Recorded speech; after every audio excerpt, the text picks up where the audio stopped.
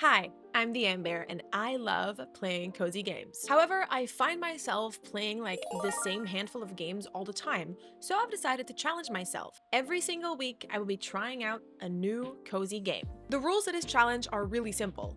I need to play the game for at least 1 hour, and then I need to rate it very honestly based on a couple of key cozy gaming factors.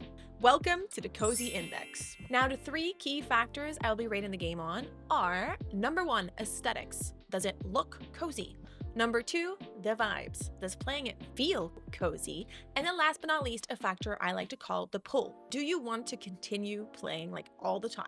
And then of course I will share some limitations, some things I didn't like that much before diving into my final rating. If you want to see my first look and gameplay, then definitely make sure to follow me on Twitch as I will be doing my first playthrough live over there.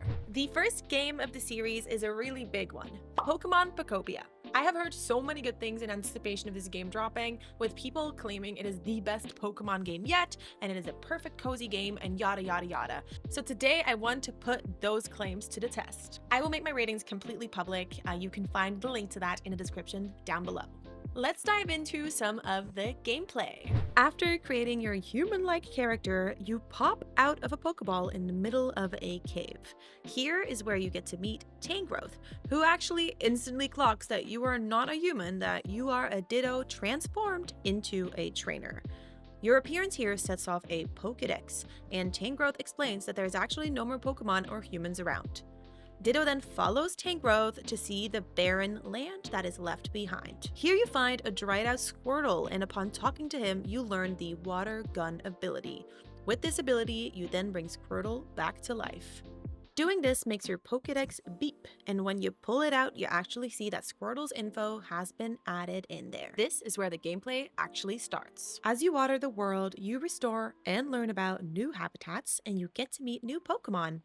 Doing this leads you to learn more abilities and to restore this island to what it once was. To make it even more interesting, there are challenges, some of them daily, that will give you some coins to spend in a daily refreshed shop.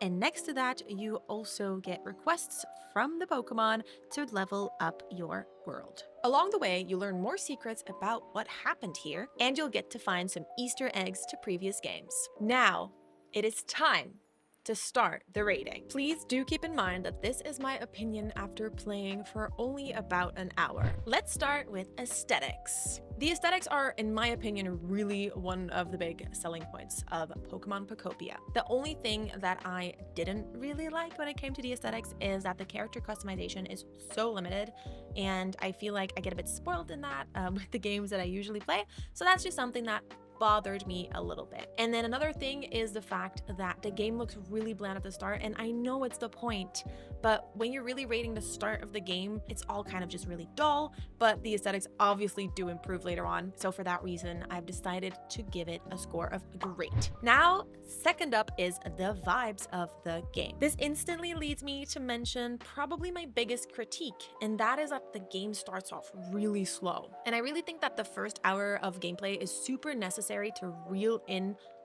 the gamer, the player, and it also is so important to portray the vibes at the beginning. And for me, that just kind of missed the mark a little bit. I do have to mention, I have no real prior knowledge to Pokemon, so I do not have that nostalgia effect to reel me in.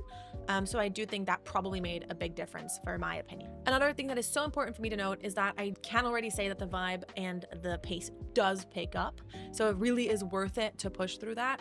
But that is then also my critique. You have to push through that. And if I were to give you guys a review based on like 10 hours of gameplay, my review would be more positive than this one is, but the point of this series really is to rate the start of the game. So for vibes, I gave it the rating of good. Now the third and final key factor point that we will be rating, the pull. My opinion here actually really ties into what I said for vibes, and that is that slow beginning, but it also came with the fact that it is a slow beginning, but you do want to progress.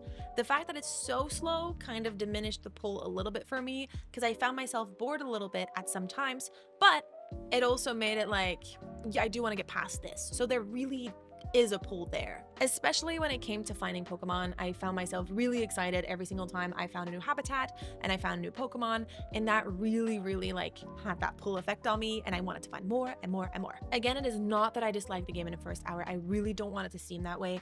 I really liked the game, but I just didn't feel as hooked just yet. So after 1 hour and a bit of playing, I ended up rating the pull as good. Now on to the limitations. I think I've already said my biggest one, and that is that slow start.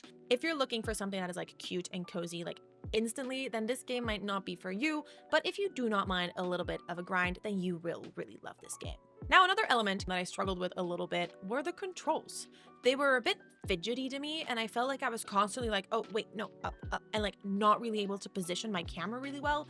And the same happened with my abilities, where it would be really hard to angle what like block or element you were targeting.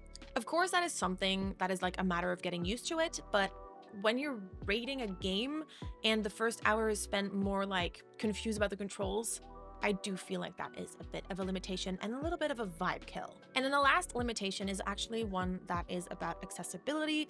It's the fact that it's a Switch 2 game. I needed to go out and buy a Switch 2 for this. And then of course you also have to buy the game that is on the pricier end.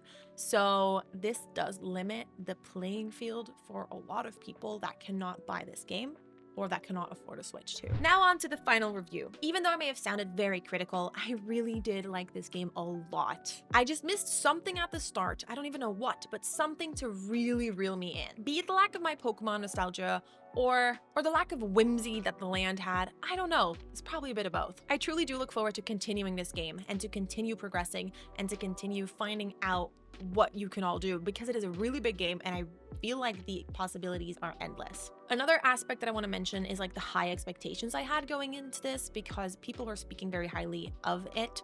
That's why like I feel like at the start, expectations so high, and then the start ended up being slow and I was a little bit out of it.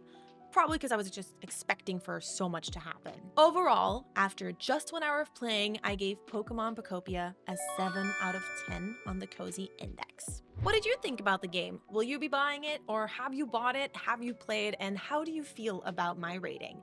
Let me know all of these things in the comments, and I really do look forward to reading all of them. Next week, we will be reviewing a whole nother game, so subscribe to not miss it.